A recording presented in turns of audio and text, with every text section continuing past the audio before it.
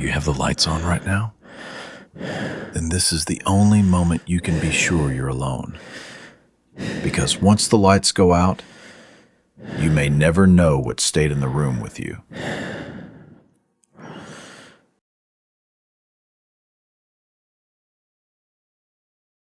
That night, a heavy snowstorm had rolled in. Nothing life-threatening, but strong enough to keep everyone indoors for the rest of the evening. I've always been one of those people who enjoys winter nights, especially when the snow is falling hard outside. There's something about it that makes the world feel quieter, more distant, and the inside of the house feel warmer by comparison. On nights like that, I usually curl up on the couch, turn on the TV, and listen to the wind pushing snow against the windows. I didn't have work the next day, and even though it was already around 8 in the evening, I decided to make a hot cup of coffee and stay up late to enjoy the calm that only a winter storm could bring. I sat down and started a movie. About 20 minutes in, my phone began to ring. I picked it up and glanced at the screen, but the number wasn't familiar. The area code, however, matched the region I lived in. I answered anyway, just in case it was something important, or someone I knew whose number I hadn't saved yet. Hello? No one answered. Can I help you? Hello? Still silence. It didn't sound like a dead line. I could hear faint noise in the background. It was uneven and distant, and after listening for a moment, I realized it sounded like wind and blowing snow. That told me someone was there on the other end. They just weren't speaking. Uneasy, I ended the call. I couldn't think of any normal reason someone would phone me and say nothing. I assumed it had to be a mistake or some kind of scam, even though it didn't sound like any automated message I'd heard before. I set the phone back on the table and went back to the movie. I was probably an hour in when, within just a few seconds, the storm outside grew noticeably louder. The wind howled harder, snow slammed against the walls, and the gusts rattled the windows. Then the TV and the lights flickered. Everything went dark for a split second, then came right back on.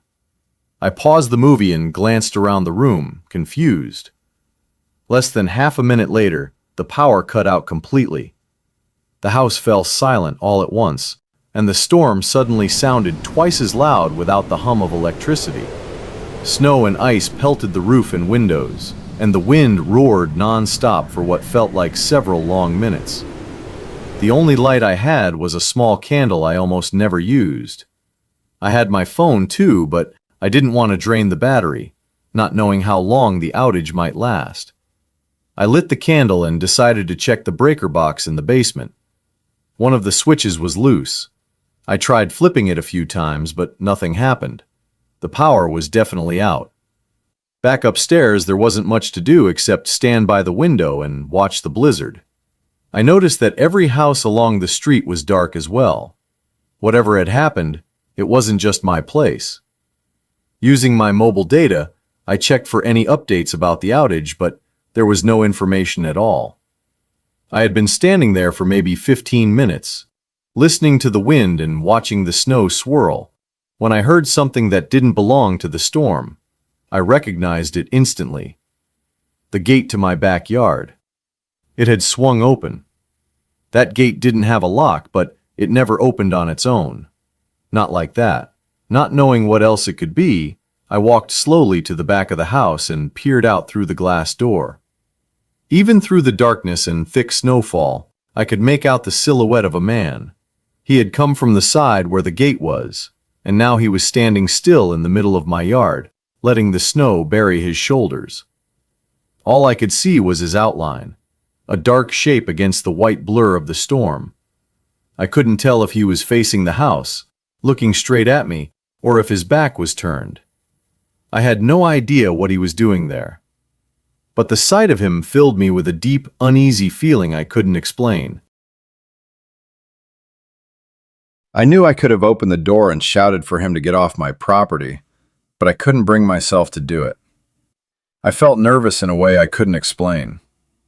Anyone willing to wander through a blizzard like that had to be unpredictable. For all I knew, he could have been armed. The thought of confronting him alone, in the dark, with the power out, felt like a terrible idea. So I stayed where I was, just inside the door, and watched him through the glass. He didn't move for a few minutes. Then, slowly, his arm rose from his coat pocket. He lifted his hand toward the side of his head. I couldn't tell what he was doing at first, but I noticed a faint glow in his palm. And just as I understood what it was, my phone began ringing in the other room. It took 1 second for everything to click. The man standing in my yard was calling me. That was why, earlier, I had heard the sound of the storm on the line when he said nothing. But that had been nearly an hour ago. Had he been outside this whole time? Standing in the snow, watching my house? Panicking, I rushed into the living room and grabbed my phone. It was the same number. Without answering it, I hurried back to the door. The man was gone. That realization terrified me. Why hadn't I stayed there and kept my eyes on him? The moment I left the door, he had disappeared. I felt foolish and exposed. I hated standing in that room knowing he could be somewhere outside watching me while I had no idea where he was. I went back to the living room and tried to think clearly. I considered calling the police, but I didn't even know how to explain it. Someone had called me twice.